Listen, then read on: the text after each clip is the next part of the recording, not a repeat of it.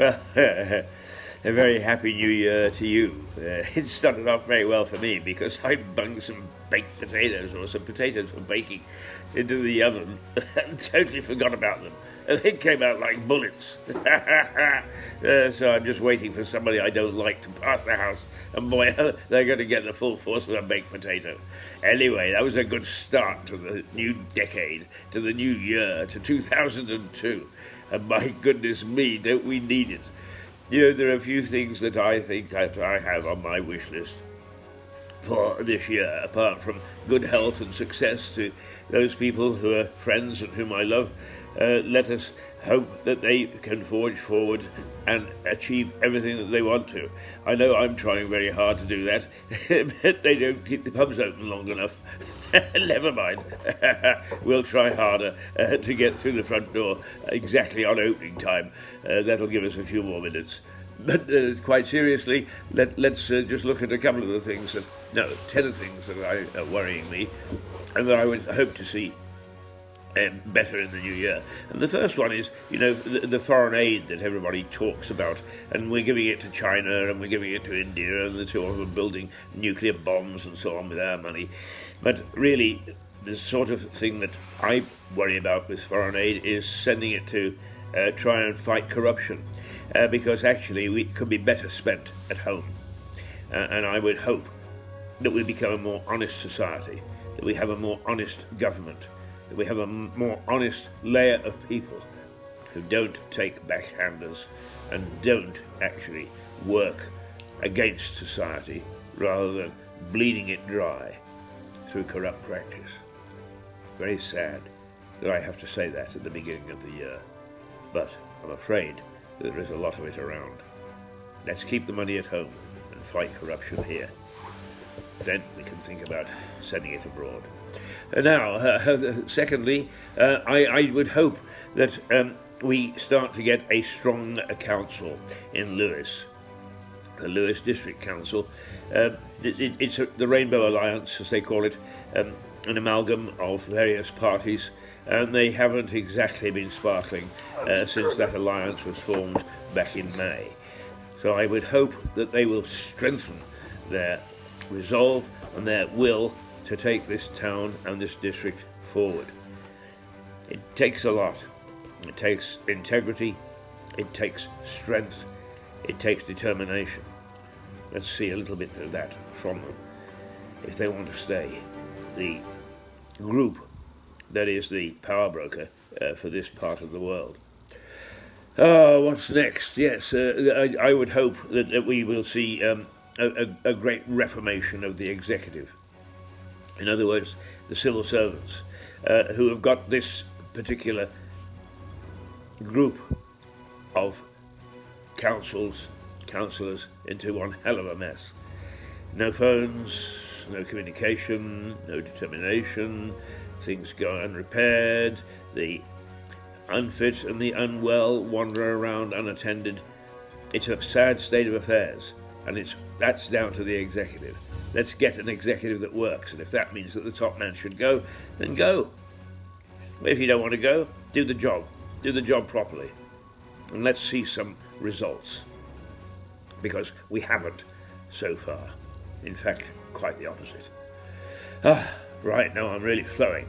Let us look at, yes, well, I would, moving away from the council for a moment, because organisations like doctors and the police and the NHS and some of the charities and the church, they all use the defence, if you're trying to help somebody, of we can't talk to you because of patient confidentiality. It's just an excuse. It's something for you to hide behind. Stop it. Stop it in this new year. Stop it in 2020. And don't just stop it in 2020, stop it in January 2020.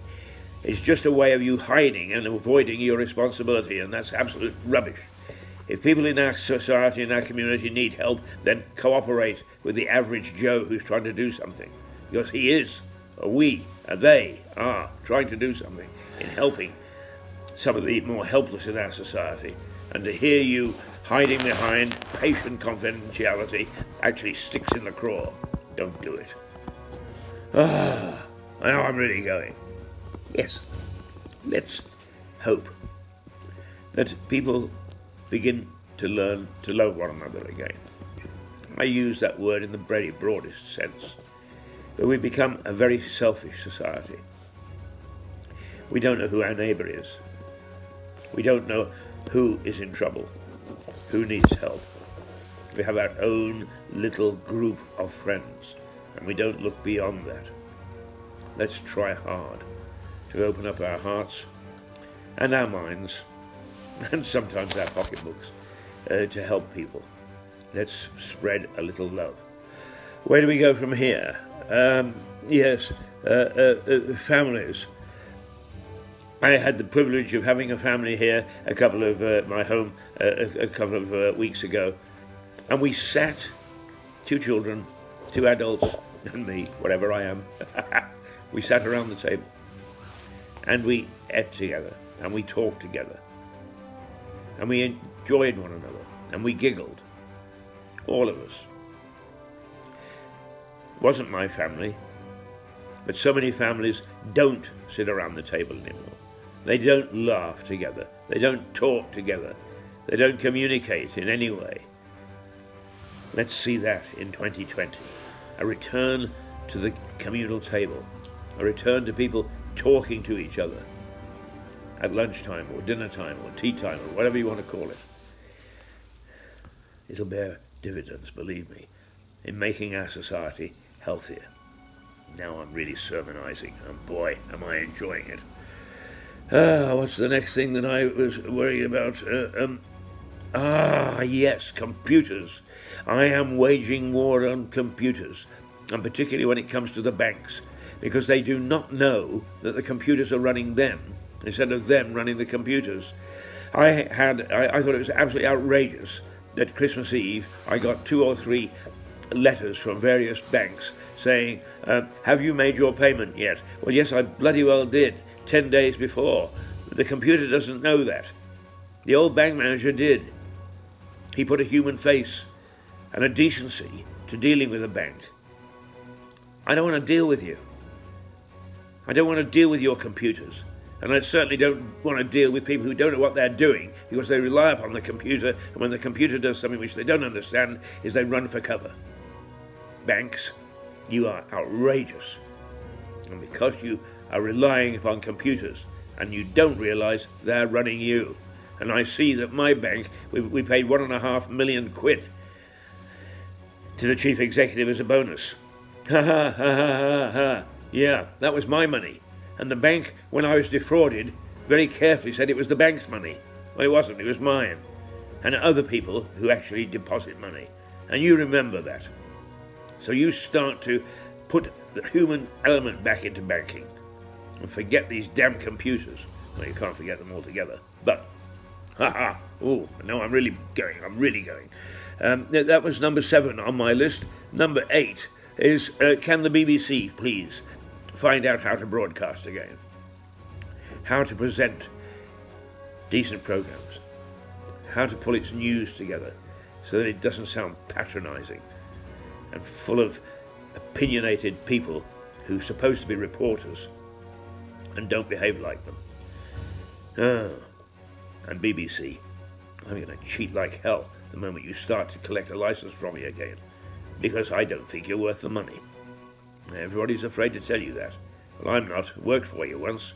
That was the bottom part of my broadcast career, believe me. You didn't even know what it was all about. You thought listeners and viewers was just a word in a dictionary. Get your act together. Oh. Fake news, yes. Let's do away with fake news. Easier said than done, because everything is fake. Fake advertising, fake PR. I mean, I'll give you an example. Our local council uses the slogan, customer first. Well, if you got a list of 100 things that it does, you still wouldn't have in that list customer first. That is fake. It is fake PR. It is fake advertising. It's fake everything. But unfortunately, you are not the only people to do it. So many other people use fake PR, fake advertising, fake news. Let's start to make things real again, because it's a nonsense the way that it is. Ooh, this is jolly good. I'm enjoying this. I'm glad I decided to do this. Right. Let us hit the something that is dear to my heart. And let's stop being ageist. You know, there are a lot of people in this country running things who are wet behind the ears, even though they're 45, 50. They're a generation which have managed to prove to me and to a lot of other people that they're incapable of running anything. Couldn't actually fight their way out of a brown paper bag. And yet the first thing they do is they pick on us because they think we're weak, because they think that at 80 we can be kicked around. Well, we can't, and I'm telling you we can't. So get rid of ageism. Age is just a number. It's the spirit that counts. And believe me, Mirador Television, while I'm in charge, are going to kick a few bottoms this coming year, because I'm fed up of the patronising way that you deal with us. And yet you're the first to squeal when you think that we're treating you badly, that we're being patronising to the young. Well, it works both ways, chappies and chapasses, and all the rest of the politically correct garbage that you come up with. Ha ha! Right. And now, one last thing. One thing I really wish for is that somebody somewhere, with the research that is going on, finds a cure for Parkinson's. It's taking too many good people. I'm not a good person. I'm not that important in the scheme of things. I've got Parkinson's. I don't want it to take me. And at the moment, I'm not letting it get me down.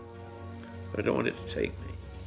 And I would hope that during this year, that they find some way of either slowing down the disease so that you can last another 10 or 15 years with it, or get rid of it altogether. Not many people pay attention to it. You got Parkinson's. You spill your drink. It's a bit more vicious than that.